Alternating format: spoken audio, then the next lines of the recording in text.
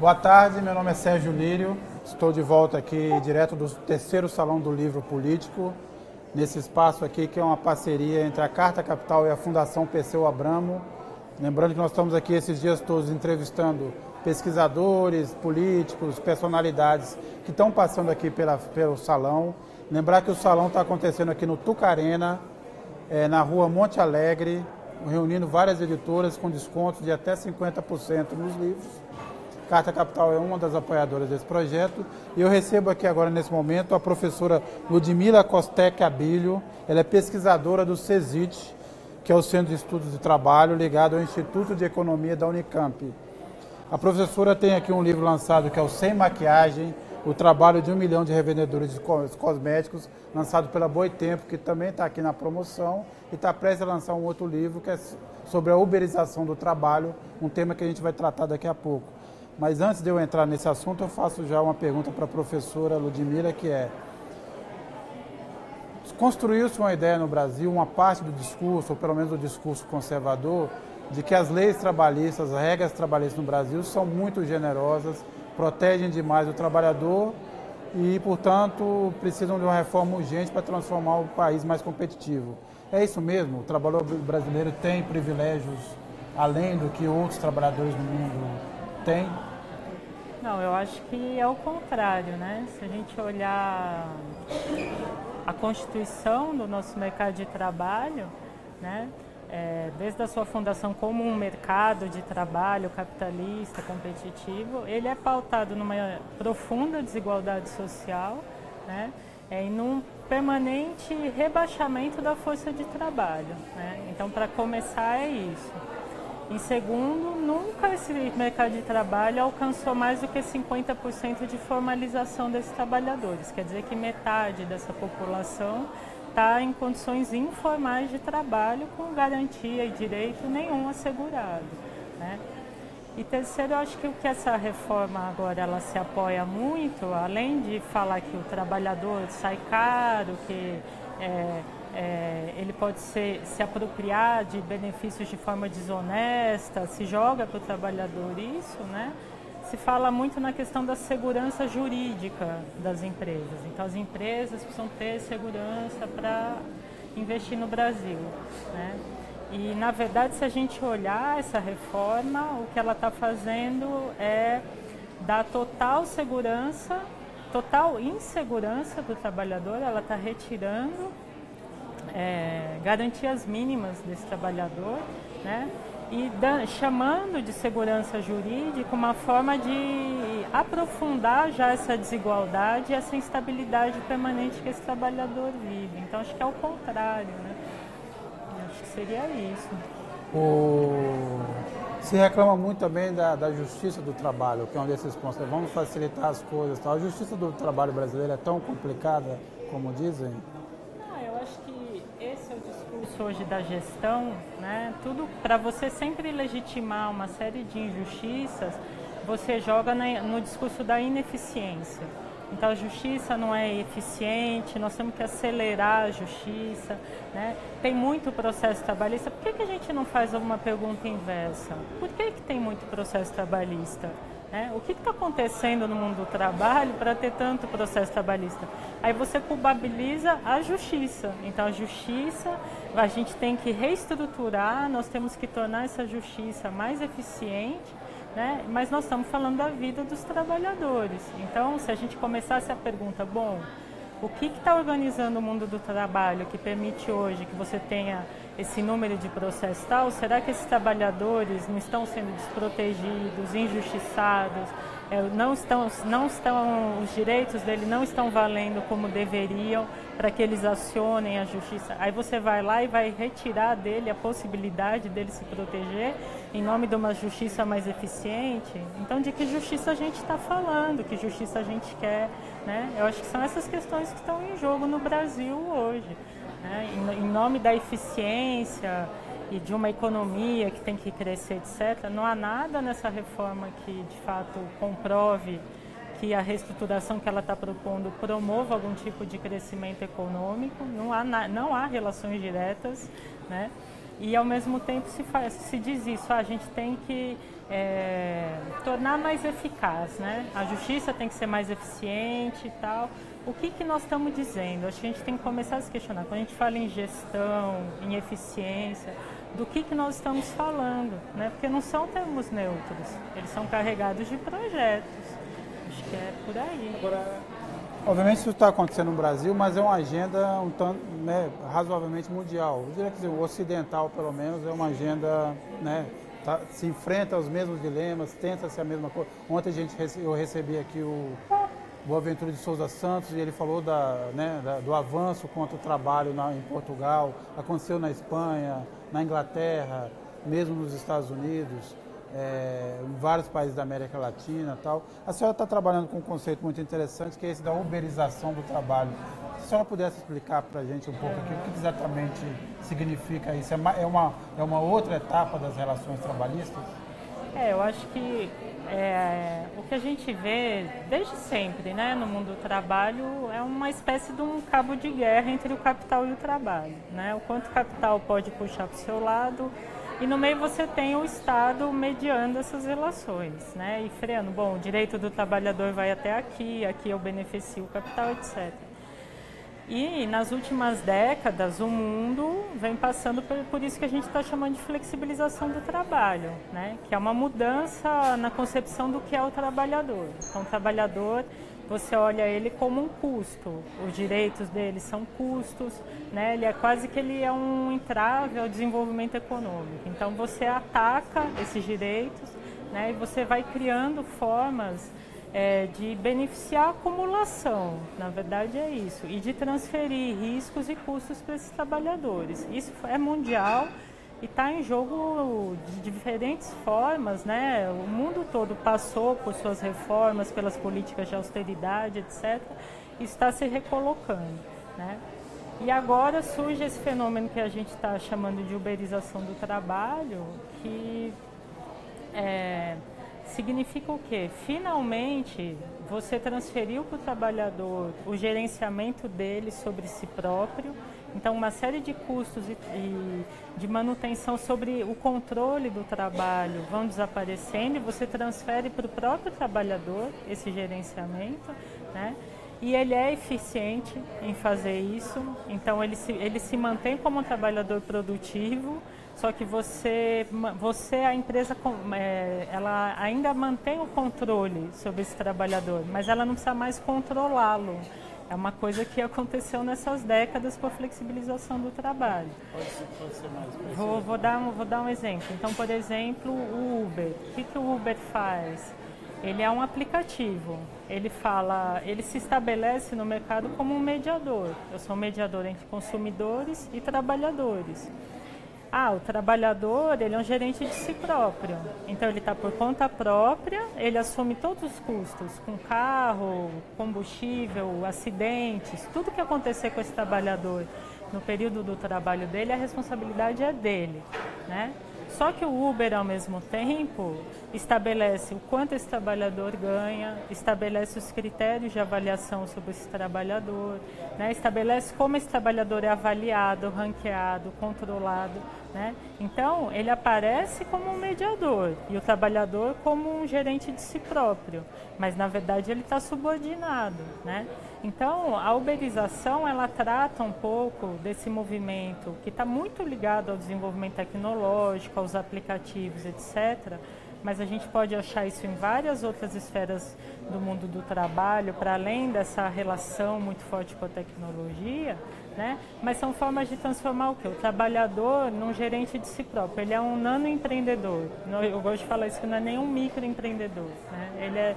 Ele gerencia a si próprio, né? E ele trabalha de acordo com a liberdade dele, só que essa liberdade envolve a reprodução dele. Então, assim, a dedicação dele a esse trabalho, tal, a assiduidade, tudo está por conta dele, né? E a empresa simplesmente administra isso. Então, a uberização do trabalho é você ir se livrando dos custos e das amarras do trabalho e transferindo isso para o trabalhador, mas você mantém o controle sobre essa produção, você mantém os ganhos, você lucra permanentemente com isso, né? E essa reforma ela também está muito relacionada com a uberização, porque um dos itens da reforma que quase que torna todo o resto da reforma ser quase que secundário, porque a reforma legalizou que qualquer trabalhador seja um trabalhador autônomo. Independente da dedicação que ele tenha, da assiduidade, etc., a empresa pode considerá-lo um trabalhador autônomo. Então, hoje, o que é ilegal, você transformar um trabalhador em pessoa jurídica, vai ser legalizado, né? De forma que, para que garantir direitos e garantias para esse trabalhador, se eu posso considerá-lo ele como um parceiro? Ele é um autônomo que faz uma parceria comigo. É muito parecido com o que está acontecendo nisso que a gente está chamando de uberização do trabalho. Professora, por que tem sido tão difícil para os movimentos sindicais mobilizar os trabalhadores, os cidadãos contra essa reforma? Parece que, por exemplo, fica a resistência à reforma da Previdência é claramente muito maior do que em relação à reforma trabalhista. Eu também estou tentando entender isso, porque a gente está vivendo um momento extremamente grave e parece que a gente não vê a reação à altura, né?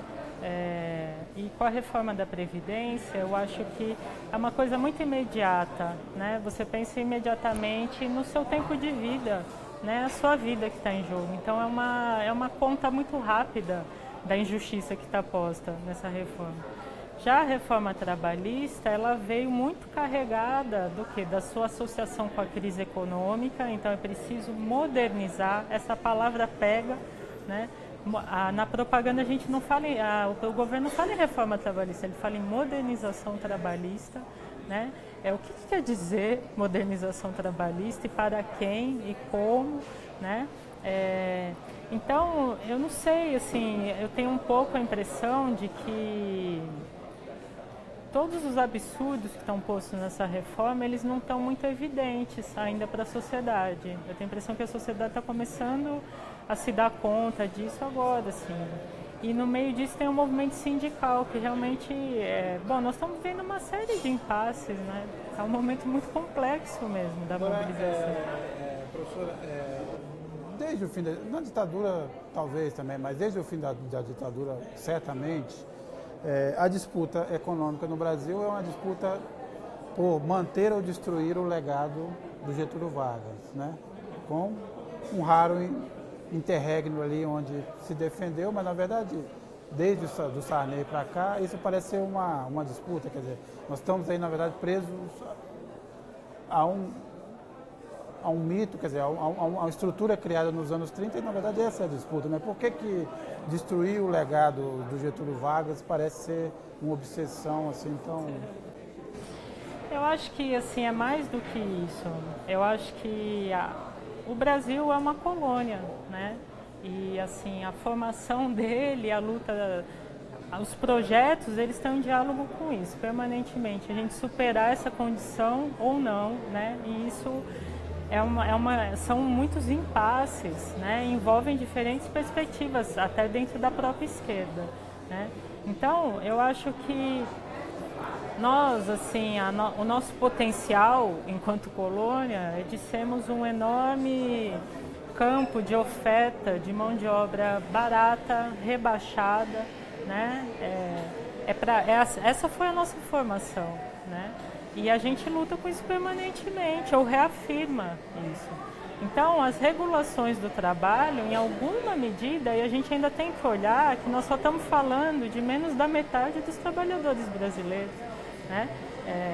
Elas, em alguma medida, elas põem algum freio a essa nossa vocação de nascença de sermos um campo aberto para a exploração do trabalho, né?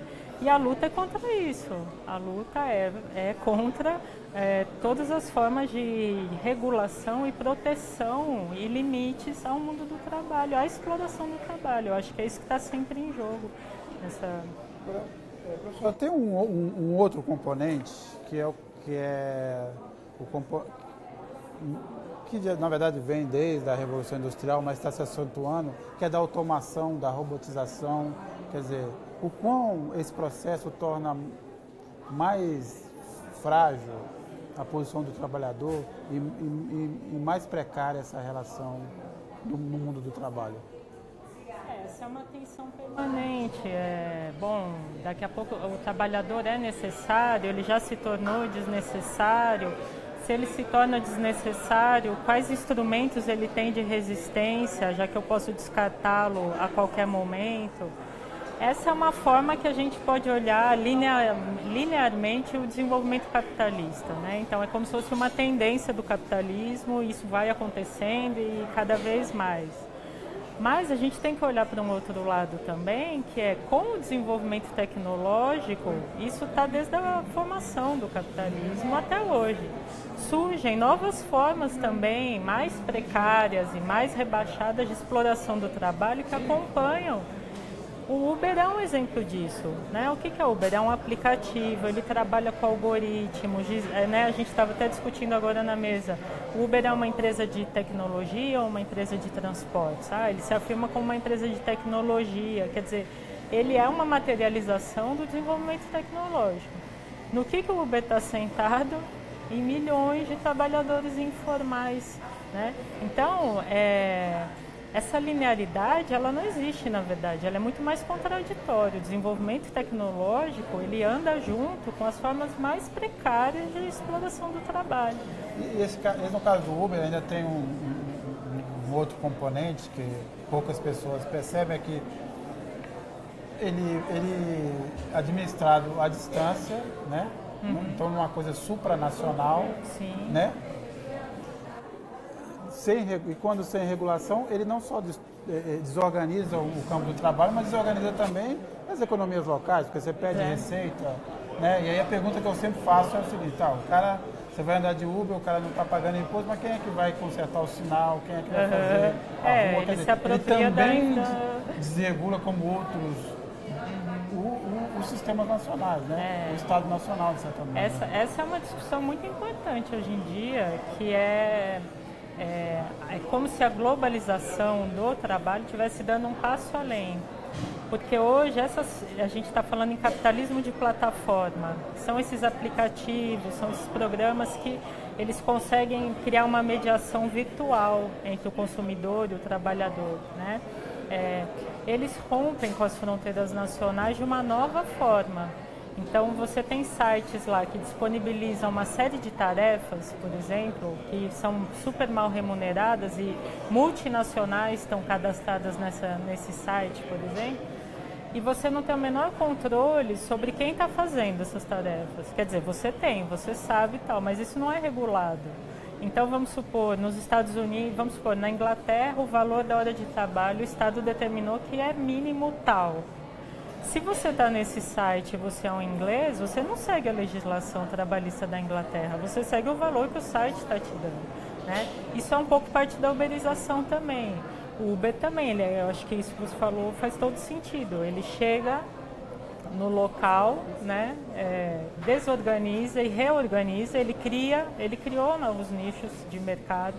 Tem pessoas que não andavam de táxi, que hoje andam de Uber, então só que ele entra de uma forma extremamente predatória, né, e ele se alimenta da infraestrutura local e, ao mesmo tempo, cria os embates que puder, ou não se adequa, as legislações se adequam ao Uber, quer dizer, é uma coisa muito poderosa, né, o que está acontecendo, assim, essa nova forma de organizar.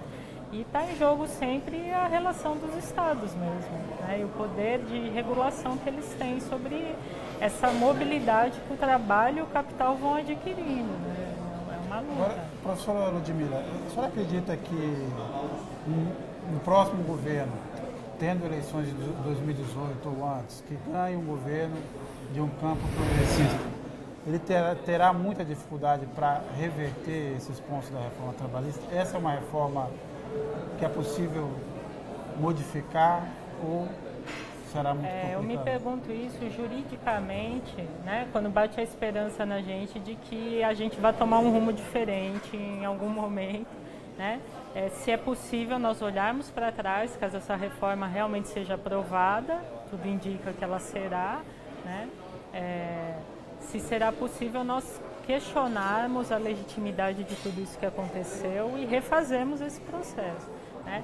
Só que aí nós vamos ter que ter um governo realmente progressista para bancar isso, né? Porque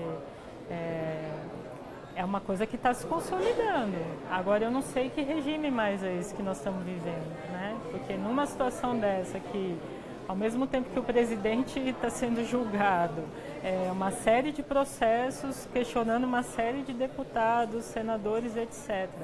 Você conseguir separar a política da economia dessa forma e dizer, olha, a política está rodando aqui, ela tem problemas, é a corrupção, etc. Mas a economia, ela tem um rumo certo. Vamos dar o rumo a essa economia. E são as mesmas pessoas que estão nesses dois processos, né? Então isso é muito poderoso, essa separação que está sendo feita, que é uma separação falsa, né? Então a economia ela está totalmente ligada com a política e os rumos disso a gente não sabe no que vai dar. Eu acho que o que vem por aí é uma desestruturação muito séria do que já é mal estruturado no mercado de trabalho brasileiro. Obrigado, professora Ludmila. Agradeço quem nos acompanhou. Eu recebi aqui então a professora Ludmila Abílio. Ela é pesquisadora do CESIT, do Instituto de Economia da Unicamp. Daqui a pouco a gente vai falar aqui com a ex-ministra Eleonora Menicucci. Agradeço a todos, agradeço a presença e continue nos acompanhando. Obrigada. Boa tarde.